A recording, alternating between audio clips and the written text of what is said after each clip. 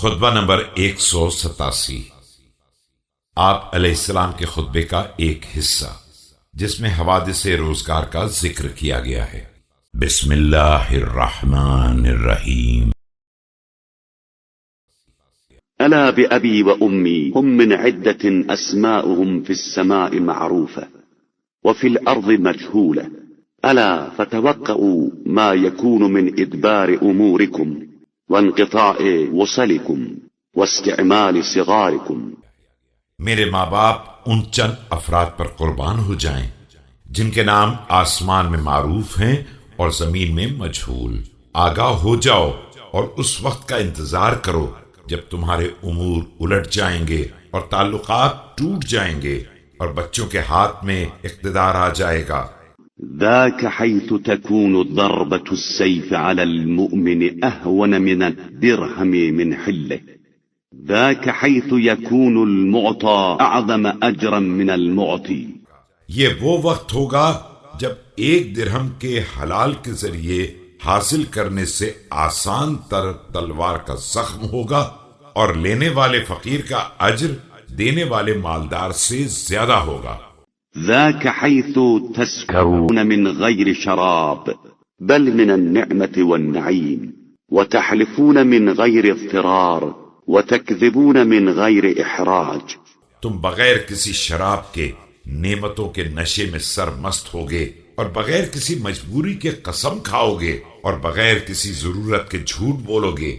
ذاك إذا غذكم البلاء كما يعض القتب غارب البعير ما أطول هذا العناء وأبعد هذا الرجاء۔ أيها الناس ألقوا هذه الأزمة التي تحمل ظهورها الأثقال من أيديكم۔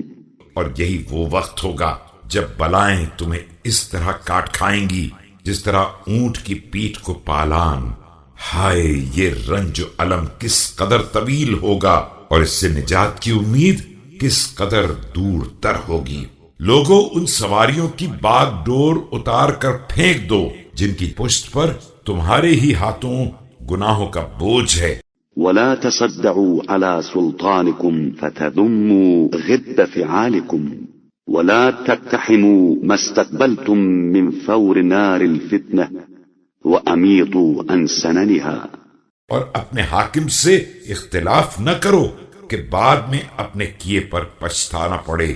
وہ آگ کے شعلے جو تمہارے سامنے ہیں ان میں کود نہ پڑو، ان کی راہ سے الگ ہو کر چلو۔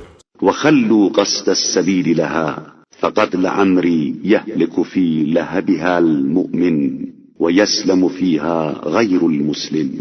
اور راستے کو ان کے لیے خالی کر دو کہ میری جان کی قسم اس فتنے کی آگ میں مومن ہلاک ہو جائے گا اور غیر مسلم محفوظ رہے گا۔ إنما مثلي بينكم مثل السراج في الظلمة يستضيء به من ولجها فاسمعوا أيها الناس وعوا وأحذروا آذان قلوبكم تفهموا۔